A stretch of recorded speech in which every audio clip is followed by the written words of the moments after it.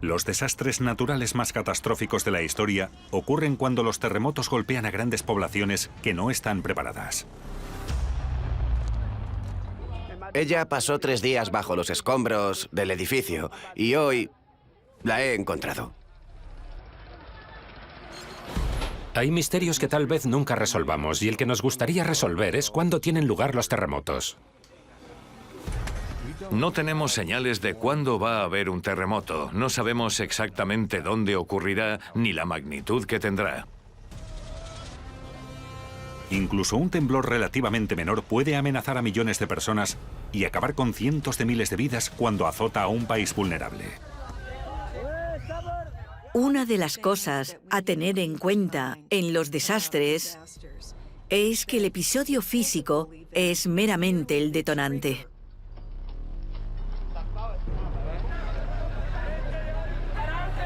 Al desencadenar círculos viciosos de tragedia, derrumbes de edificios, brotes de enfermedades, corrimientos de tierras, desórdenes públicos y conflictos urbanos, los terremotos pueden cambiar a las comunidades durante generaciones. No podemos controlar la naturaleza, pero podemos controlar lo preparados que estamos.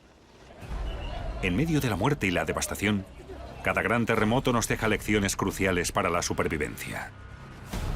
A veces es necesaria una tragedia para que venga el cambio, o para reconocer que es necesario un cambio. ¿Qué hemos aprendido de vivir con terremotos? ¿Y cómo nos ayudará eso cuando nuestro mundo empiece a temblar?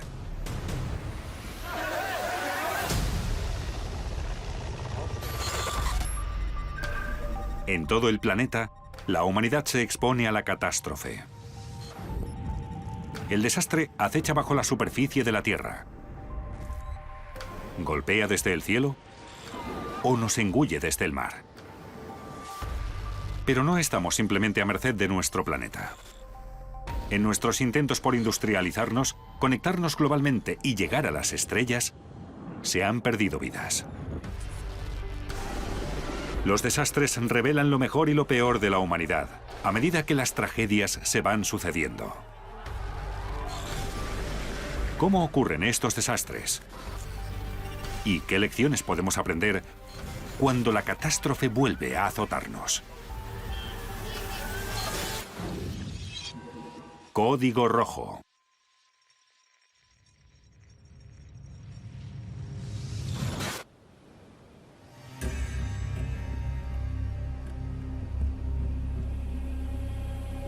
Entre Norteamérica y Sudamérica está el Caribe y su cadena de cientos de islas.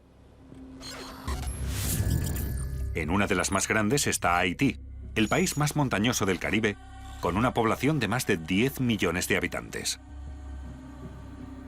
El tropical Haití es uno de los países más pobres del mundo, y sus habitantes están acostumbrados a los desastres naturales como inundaciones y ciclones.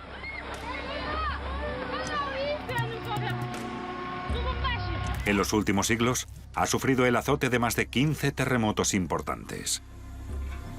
Pero el que sacudió la capital de Haití, Puerto Príncipe, una tarde de enero de 2010, fue muy famoso. No tanto por la magnitud del terremoto, sino por la destrucción extrema que causó.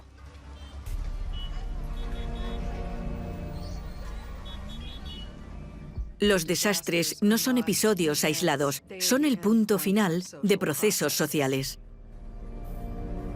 Desgraciadamente, Haití es un ejemplo real de los procesos largos que empobrecen a la gente y conducen a la degradación ambiental, que a su vez provocan migraciones en masa a centros urbanos y urbanismo descontrolado. Esto lo vemos no solo en Haití, sino en muchos otros países en desarrollo. Estos procesos, después de un tiempo, décadas e incluso siglos, aumentan el riesgo de un desastre cuando un detonante, como un terremoto, sacude esas zonas.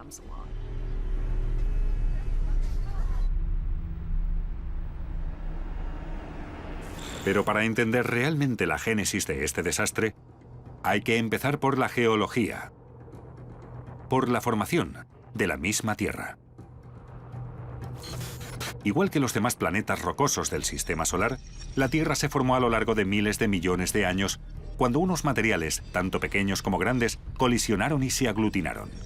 Cada impacto transmitió energía en forma de calor que sigue atrapado dentro de las capas más internas del núcleo terrestre, reforzado por la radioactividad natural. Esta rígida cobertura de la superficie terrestre está dividida en una docena de piezas conocidas como placas tectónicas. Son una serie de placas que se mueven cuando los materiales que tienen debajo se dan la vuelta para expulsar calor. Se mueven, se empujan, se rozan entre sí y a veces unas se meten debajo de otras.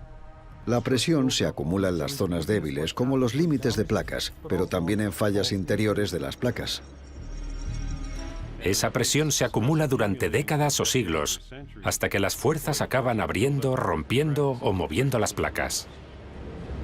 Las grietas y las roturas de la corteza crean fallas, de las que hay 3 tipos.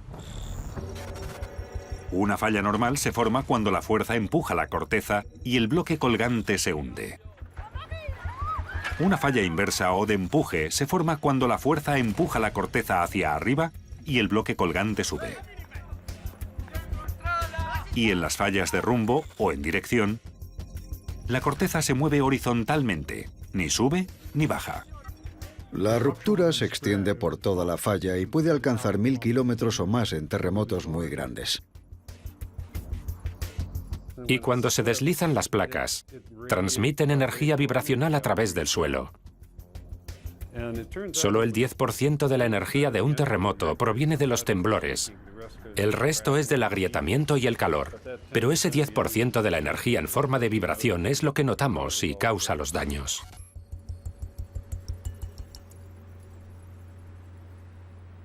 De alguna manera, podemos decir que el origen de los terremotos de hoy se remonta al nacimiento del Sistema Solar. Pero todo eso no sirve de nada para los haitianos, que viven en una caótica unión de placas tectónicas. La fuerza que provocó el terremoto de Haití fue causada por una interacción entre la placa del Caribe y la placa norteamericana. La placa norteamericana envuelve a la placa del Caribe, que se mueve hacia el este en relación a la placa norteamericana. Cuando empuja a la placa norteamericana hacia el este, esta se mete por debajo de la placa del Caribe. Y hacia el oeste, la placa norteamericana y la del Caribe se deslizan una sobre otra. El terremoto de Haití tuvo lugar en una región donde se producían estos dos efectos. 12 de enero de 2010, Puerto Príncipe. Partes de la falla llevaban siglos quietas, acumulando tensión. Sin previo aviso, se movieron a pocos minutos de las 5 de la tarde del 12 de enero de 2010.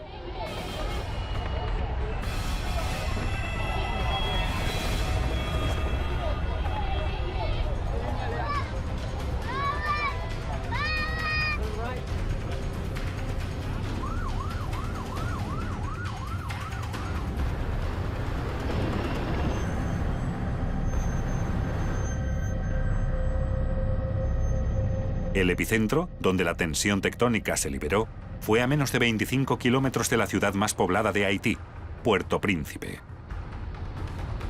El impacto fue tan devastador que nunca se sabrá la cantidad exacta de víctimas. Las estimaciones van desde los 80.000 hasta los 330.000, pero la mayoría creen que se acerca aproximadamente a los 220.000 muertos.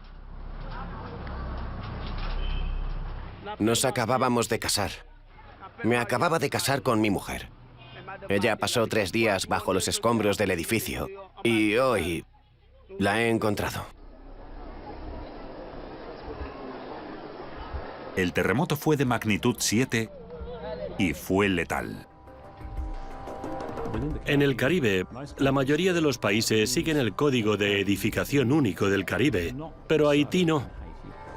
Como resultado, cuando tuvo lugar el terremoto, tenían unas edificaciones muy vulnerables y hubo las consecuencias que vimos. Muchos de los edificios de varias plantas de Puerto Príncipe fueron trampas mortales cuando sus paredes de ladrillo sin reforzar se rompieron y dejaron pilas de losas de suelo en lo que se conoce como derrumbe progresivo.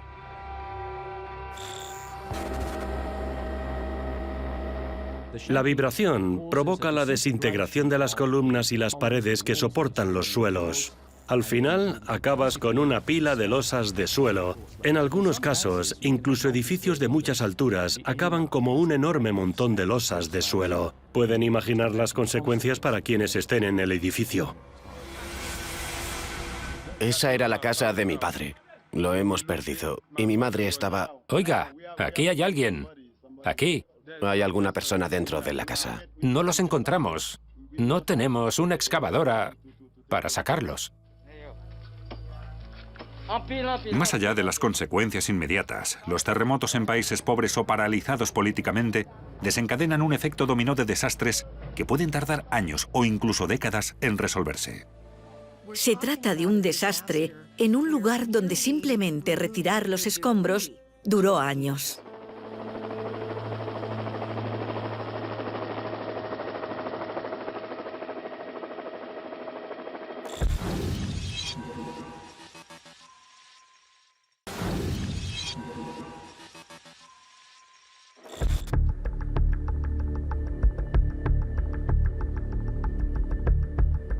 Pero no solo los países pobres están en riesgo de sufrir una serie de catástrofes.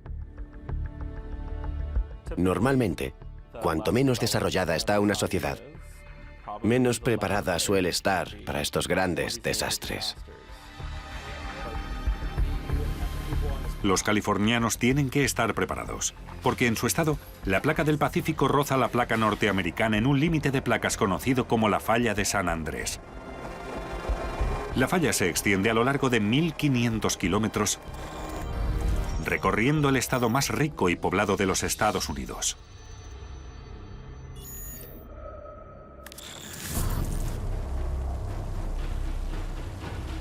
En 1906, la falla de San Andrés fue la causante de la destrucción de la mayor parte de San Francisco.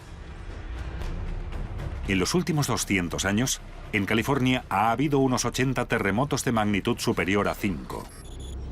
17 de enero de 1994, Los Ángeles. El Valle de San Fernando es una zona urbana densamente poblada, cercana al centro de Los Ángeles. A las 4:30 de la madrugada de un lunes, los residentes de Northridge no tenían ni idea de qué les iba a despertar.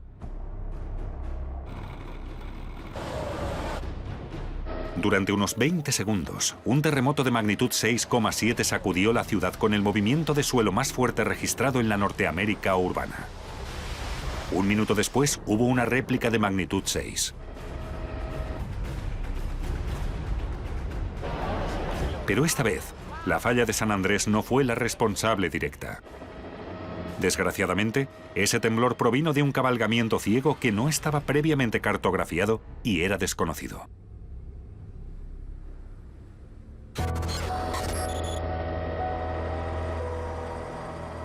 ¡Prepárense! ¡Cierren el gas! ¡Apaguen la electricidad! ¡Guarden agua en sus bañeras y no esperen servicios en 72 horas! En Northridge había un cabalgamiento ciego, es decir, que la falla que se movía no había llegado hasta la superficie. Eso también significa que no sabemos exactamente dónde está la falla hasta que se mueve. Así que las personas que estaban sobre la falla no podían saberlo hasta que empezó el terremoto. Estaba todo oscuro y creíamos que estaba muerta. Ahora estamos empezando a limpiar los quirófanos. No hemos podido esterilizar el instrumental y no podemos hacer operaciones de importancia. 57 personas murieron, algunas en el acto, algunas días después de resultar heridas y otras por causas indirectas, como ataques cardíacos por el estrés. Hubo más de 8.700 heridos.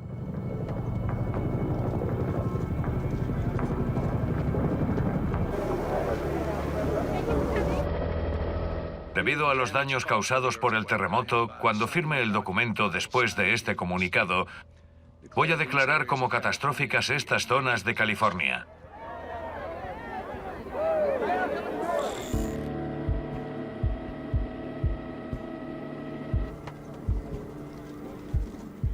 El terremoto de Northridge fue muy interesante desde el punto de vista sociológico, porque fue un gran terremoto que sacudió una gran metrópolis estadounidense muy diversa en cuestiones de raza, grupos étnicos, cultura y clase social. Nos abrió una ventana para ver cómo será un desastre futuro en grandes zonas urbanas. Se derrumbaron bloques de apartamentos, edificios de oficinas y parkings. 11 hospitales fueron dañados o quedaron inutilizables. Unas 20.000 personas quedaron temporalmente sin hogar.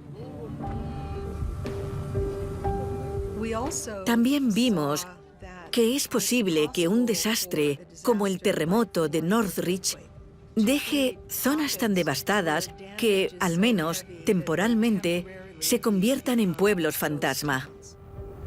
Esa clase de efectos representan problemas reales para la recuperación, porque no hay que recuperar casas individuales, sino barrios enteros. Se cayeron las carreteras elevadas y los puentes. Afortunadamente ocurrió la madrugada de un día festivo, por lo que las carreteras no iban llenas de tráfico.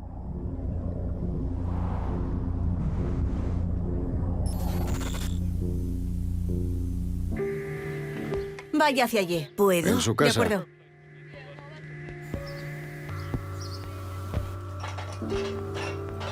Los daños se estimaron en más de 20.000 millones de dólares, lo que lo convirtió en uno de los desastres naturales más costosos de la historia de Estados Unidos. Es como si un terremoto de magnitud 6,5 hubiera sacudido el centro de la ciudad de Los Ángeles.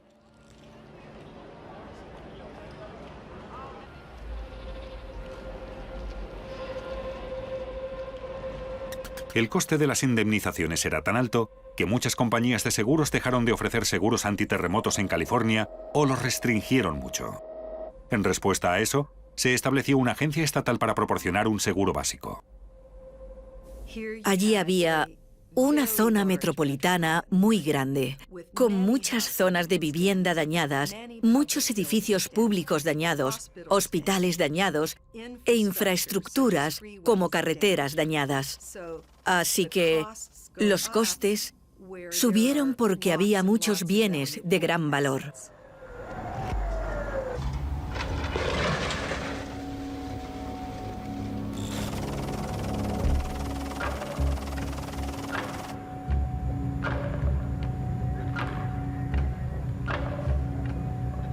Los edificios más peligrosos en un terremoto son los que están construidos con ladrillos sin reforzar o bloques de hormigón.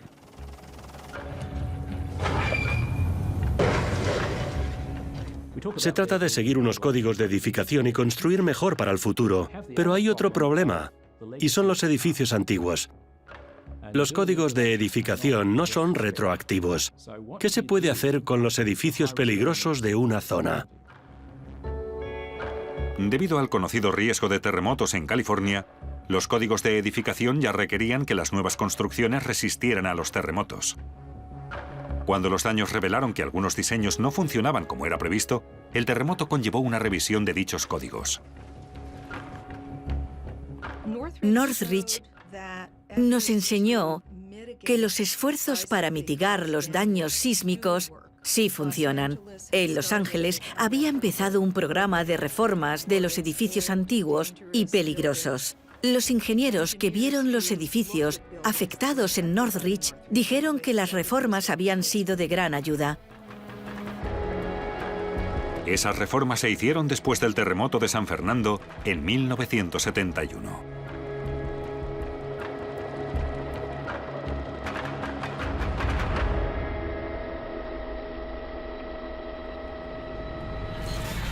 ...9 de febrero de 1971, Los Ángeles.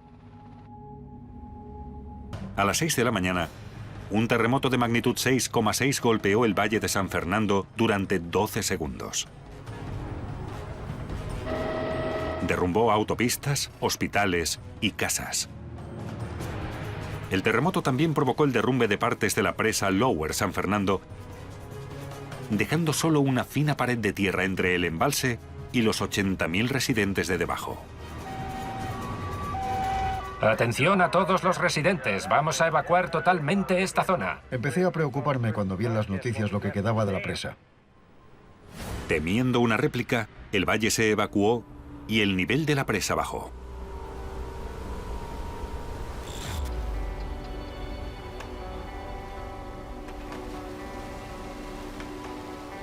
Después de este desastre, se aprobaron nuevos códigos de edificación en California. Si comparamos el terremoto de San Fernando del 71 con el de Northridge, vemos que lo que aprendimos del primero se convirtió en una mejora de los códigos de edificación. Unas normas que resultaron eficaces en 1994, cuando el embalse de Los Ángeles, una versión nueva y mejorada de la presa Lower San Fernando, resultó ilesa. Si tenemos claro el objetivo de construir estructuras resistentes y fuertes que puedan proteger nuestras vidas en un gran terremoto, el caso de Northridge nos demuestra la eficacia de los códigos de edificación para conseguirlo.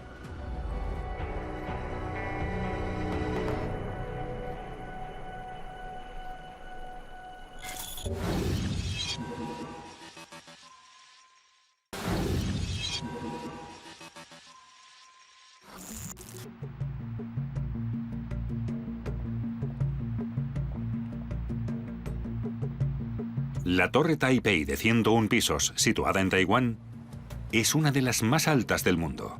Se construyó a pocos cientos de metros de una gran falla. Hoy es un día muy significativo para el proyecto de Taiwán 101. Vamos a rematar la estructura de acero. Una vez colocada la aguja, medirá 508 metros y será la estructura más alta del mundo. Es un país que tiene mucho riesgo de terremotos y de fuertes vientos, y además hay tifones bastante fuertes, así que usaron un enorme amortiguador de masa, una bola de 660 toneladas que ocupa 3 plantas suspendida en lo alto del edificio. Si un edificio tiene un contrapeso, mientras este gira, el edificio se mueve menos. Ese peso en movimiento permite que el edificio se flexione más suavemente por la vibración de un terremoto. Así es más fácil construir un edificio fuerte que no se derrumbe. Aunque el amortiguador de masa puede reducir el movimiento del edificio cerca de un 40%, aún hay que ponerlo a prueba en un gran terremoto. Y eso dependerá mucho del tipo de suelo sobre el que está construida Taipei.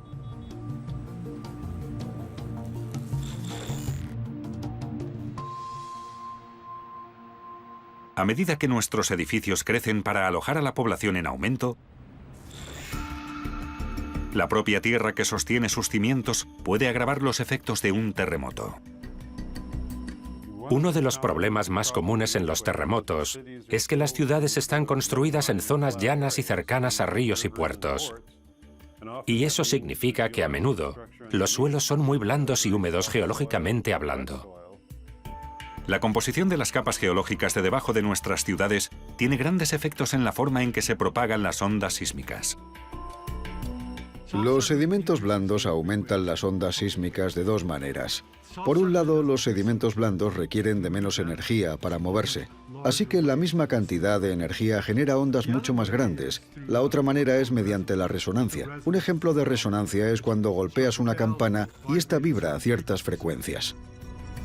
Igual que en el golpeo de una campana, las capas de roca que rodean las rocas blandas sedimentarias en una cuenca pueden amplificar las ondas sísmicas. Si el terremoto ha tenido lugar dentro de una cuenca o debajo de esta, la energía del terremoto puede volver a esa cuenca. Cuando la onda vuelve, se refleja, empieza a rebotar y al final crea una serie de ondas que van y vienen, haciendo que la cuenca resuene. Eso puede ser un problema grave si la frecuencia de resonancia es la misma que la de los edificios.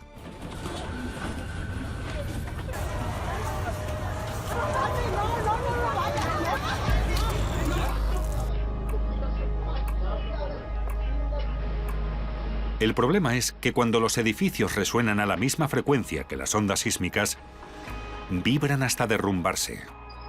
Lo que devastó Puerto Príncipe no fueron solo sus enclenques edificios. Como la ciudad descansa sobre un suelo muy suelto, la vibración se amplificó. Los sedimentos blandos son como gelatina en un plato. Si mueves un poco el plato, la gelatina se mueve mucho. Como Puerto Príncipe está sobre un suelo blando, se movió mucho más que los edificios en los suelos duros cercanos.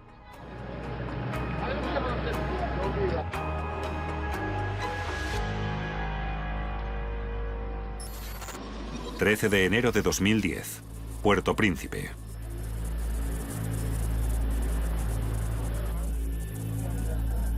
E igual que en Northridge, el terremoto de Haití también fue causado por un cabalgamiento ciego que nadie conocía. Una falla de cabalgamiento ciego es una falla que no alcanza la superficie. No resulta nada fácil ver dónde está la falla. Cuando tuvo lugar ese terremoto, miramos los mapas de fallas, miramos fotografías aéreas y había una gran falla de desgarre que recorre el sur de Haití. Entonces fuimos allí e hicimos pruebas para ver cómo se movía el suelo según el desplazamiento de los corales y mediciones GPS. Y nos dimos cuenta de que esa falla no era la principal culpable. Pudo haber movimiento en esa falla, pero era más probable que un cabalgamiento ciego que salía de esa gran falla de Haití causara el temblor y los daños. Esta no es la mejor noticia para Haití, porque pueden sufrir otro terremoto en esa gran falla de superficie que recorre el país.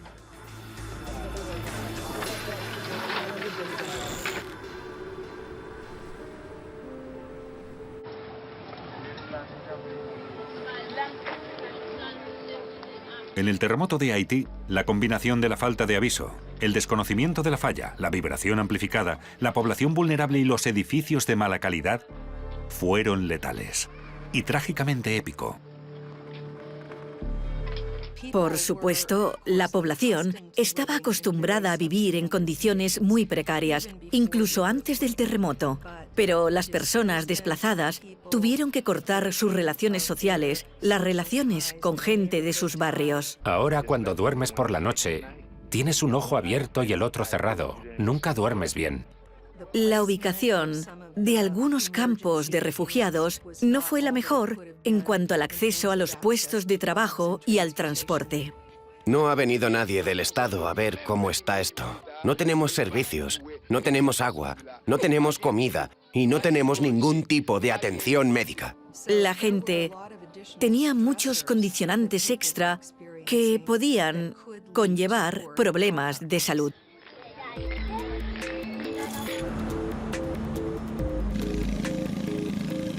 Había una necesidad urgente de proporcionar alojamiento para las personas. Ese era uno de los problemas de Haití. Ahora que están reconstruyendo las casas, es muy difícil obligarles a seguir las normas de edificación, porque la gente tiene una urgencia y vuelven a construir con los medios antiguos, que suelen ser más baratos y sencillos. Es bastante difícil volver a construir bien para acabar teniendo unas zonas más resistentes después del terremoto.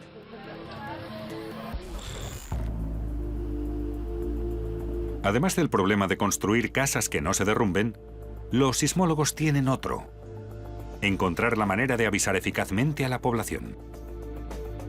Fundamentalmente, el control de terremotos lleva mucho tiempo siendo igual. Tenemos muchos sismógrafos. Podemos predecir dónde habrá terremotos y lo fuertes que serán. Entendemos el sistema de fallas. Uno de los nuevos elementos es la alerta temprana de terremotos, que es un sistema que estamos instalando para avisar a la población antes de que llegue el terremoto. Lo cierto es que si vemos el inicio de un terremoto y sabemos qué está pasando, podemos avisar a la gente de que se acerca un temblor, pero aún no ha llegado. Puedes adelantarte unos segundos o, en el mejor de los casos, unos minutos. Y cuando avisas a la gente, pueden hacer algo en ese periodo corto de tiempo. Creemos que eso puede reducir los costes y las víctimas, al poder tomar decisiones correctas. No podemos predecir con exactitud la magnitud y el lugar de un terremoto, pero podemos determinar qué regiones tienen más riesgo de terremotos que otras.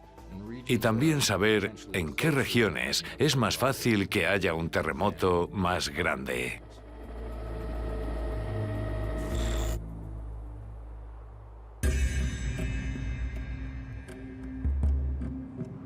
Uno de esos focos sísmicos donde hay más riesgo de terremotos es el Himalaya. Es la mayor colisión de placas tectónicas que tiene lugar hoy en la Tierra.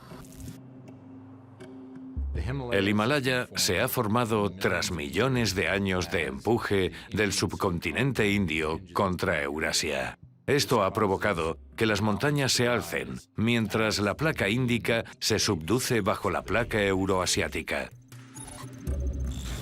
La placa índica no quiere bajar. Está compuesta de materiales ligeros y no quiere meterse por debajo de la placa euroasiática. 8 de octubre de 2005. Cachemira.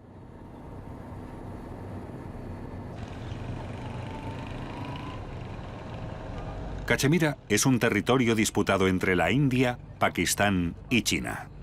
Su agreste paisaje montañoso está dominado por el Himalaya, y la tensión tectónica se acumuló debajo de él.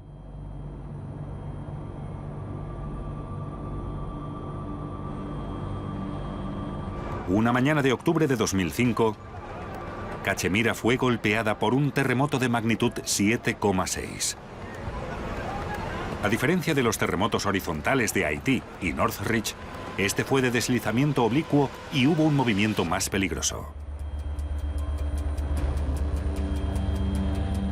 Fue de repente, ocurrió de repente, no duró ni 5 segundos.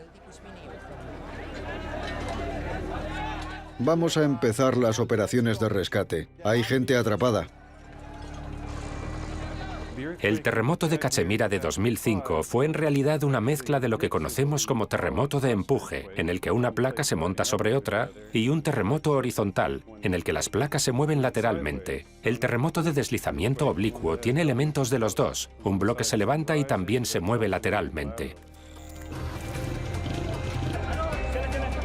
Cachemira era vulnerable porque tenía un centro de población muy grande con una serie de edificios que no podían soportar vibraciones fuertes. Además era una región montañosa, así que hubo corrimientos de tierra que cubrieron pueblos enteros. Vimos colinas derrumbadas. Los edificios estaban totalmente dañados y en muchos casos se habían derrumbado.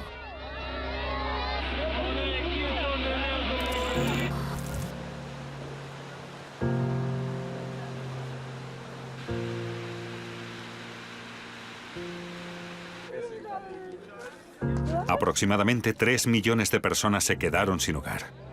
Hubo más de 80.000 muertos. Muzaffarabad está destruida. Se han encontrado muchos cadáveres y muchos otros están sepultados. Toda Cachemira está destruida.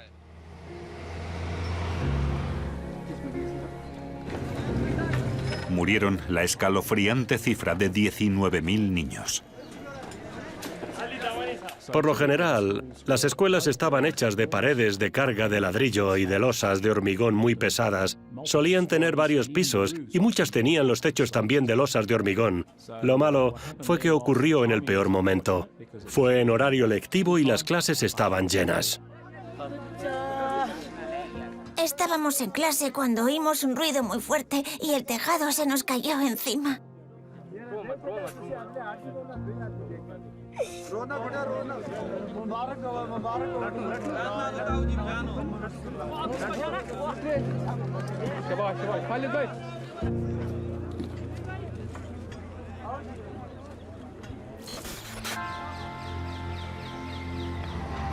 El terremoto de Cachemira supuso un punto de inflexión. En 2007 los códigos de edificación cambiaron. Se acercaron bastante a las normativas estándares de construcción, sobre todo al Código Único de Edificación de Estados Unidos. Además, se realizó un estudio para actualizar los riesgos sísmicos en Pakistán. Si queremos diseñar edificios seguros, tenemos que saber la probabilidad de terremotos. Aunque la tragedia pudo forzar el cambio, la región del Himalaya permanece vulnerable a los terremotos, en parte debido a su naturaleza remota e inaccesible. Es muy complicado, porque hay muchos corrimientos de tierra que cubren carreteras y dejan aislados a los pueblos. La única manera de llevar recursos es mediante helicóptero, y se puede tardar mucho tiempo en averiguar qué daños se han producido.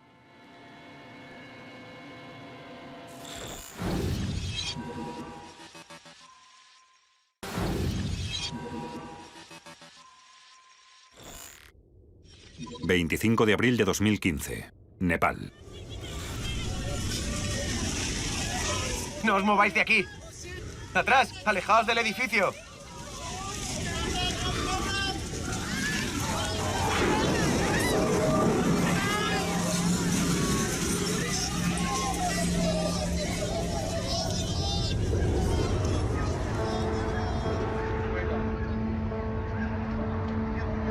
El terremoto de magnitud 7,8 de Nepal en 2015 dejó 9.000 muertos. Más de 3 millones de personas quedaron sin hogar.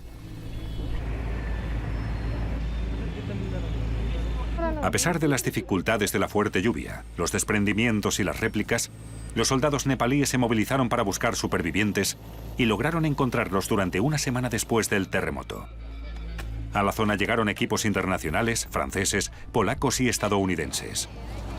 Nos han dicho que se han oído voces en un lugar desalojado. Vamos a ir allí, intentaremos encontrar a esa víctima y llevaremos el equipo de rescate para que nos ayuden a sacar a la víctima del agujero en el que está. 5 días después del terremoto, hubo una gran alegría cuando rescataron a Pemba Tamang, de 15 años, de los escombros de Katmandú, ileso. Es lo que llamamos una inmovilización. No fue aplastado, sino que estaba en un hueco. Un hueco en medio del hormigón que le rodeaba. Trabajamos codo con los equipos locales y les ayudamos a sacar a esta víctima. Los daños fueron graves y generalizados. Muchos temen que este tipo de destrucción pueda convertirse en algo más común en Nepal.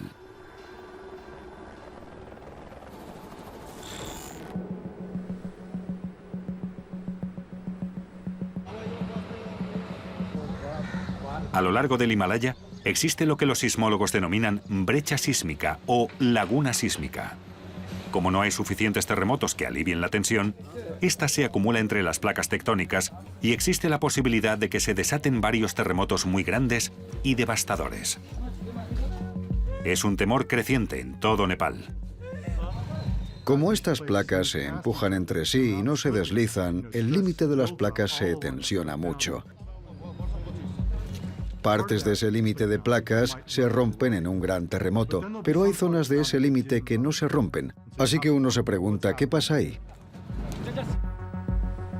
La otra situación más preocupante es que está acumulando energía. La parte del límite de placas que no se desliza se denomina brecha sísmica. El terremoto de Nepal ocurrió en una brecha sísmica, pero no en toda ella. Así que sería un error asumir que se ha aliviado toda la tensión y que no habrá más terremotos.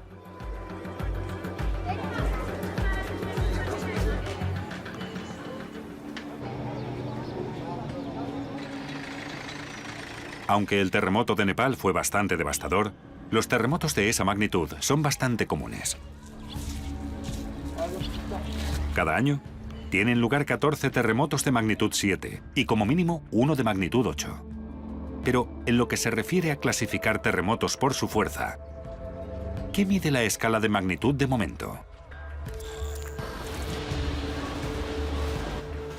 Antes de que apareciera la escala de magnitud de momento en los años 70, nos basábamos en la cantidad de vibración que se observaba para determinar la magnitud.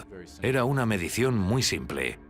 Pero la escala de magnitud de momento es importante porque es proporcional al área de falla que se mueve en el terremoto y también a la longitud de esa falla. Es una medición más científica que simplemente mirar la vibración del terremoto. La magnitud es un número logarítmico. Eso significa que cada vez que sube un punto de magnitud, aumenta el movimiento en un factor de 10 y la energía en un factor de 30.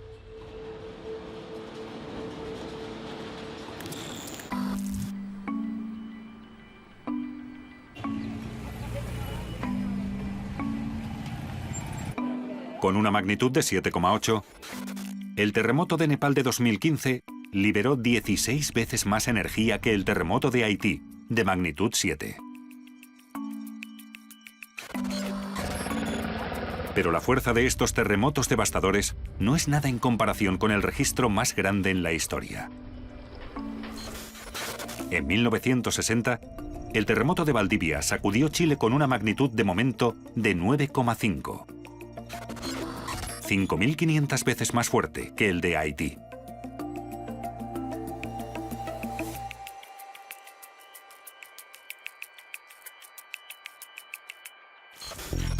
...14 de enero de 2010, Haití. Pero la energía que libera un terremoto no siempre se traduce en devastación.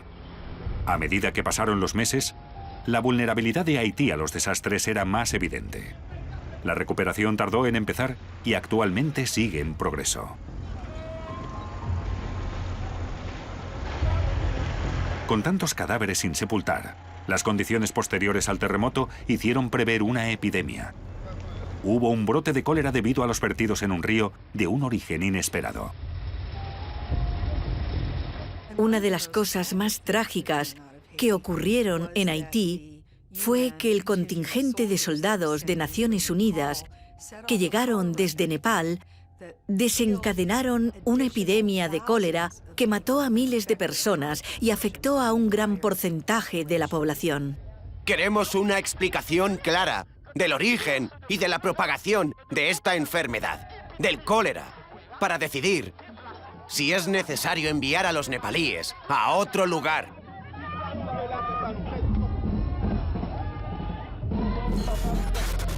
Seis años después del brote, el cólera seguía matando a unas 40 personas al mes. En 2017, unas 800.000 personas, el 7% de la población, estaban infectadas del cólera. Y más de 9.000 haitianos habían muerto.